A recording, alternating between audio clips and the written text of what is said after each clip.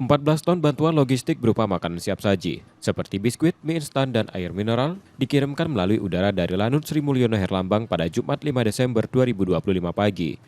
Bantuan tersebut dikirimkan untuk membantu warga terdampak bencana banjir bandang dan tanah longsor di Sumbar, Sumut, dan Aceh, yang terkumpul dari sejumlah lembaga dan warga di Palembang.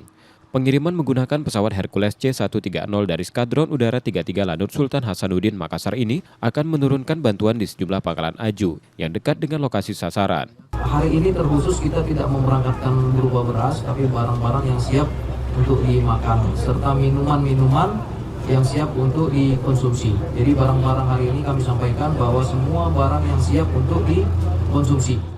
Jadi distribusi memang kita dari Palembang ini melalui jalur udara akan membawa ke pangkalan-pangkalan Aju ya, pangkalan Aju, contoh yang ada di Sumatera Barat, kemudian yang ada di Sibolga, kemudian yang ada di Medan.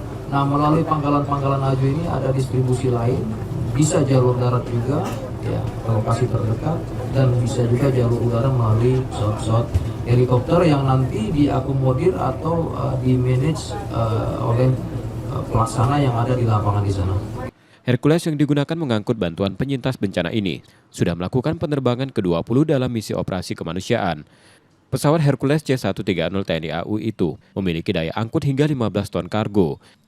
Dalam misi operasi kemanusiaan kali ini di Sumatera, harus menghadapi cuaca buruk dalam setiap penerbangannya.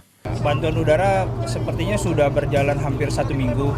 Kemungkinan sudah lebih dari 20 flight yang ke sana. Kemudian kalau yang dari Palembang mungkin ini pertama kali dari sini. Tantangannya kita lebih ke mungkin daerah yang terdampak seperti runway misalkan. Kalau runway-nya mungkin tidak proper untuk kita landing, itu sebagai tantangan, sama cuaca saja. Karena kan semenjak banjir itu kan cuacanya buruk, kemudian otomatis di daerah Sumatera semua cuacanya buruk semua.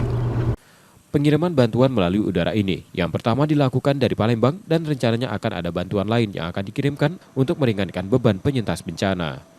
Tim Liputan, Kompas TV, Palembang, Sumatera Selatan.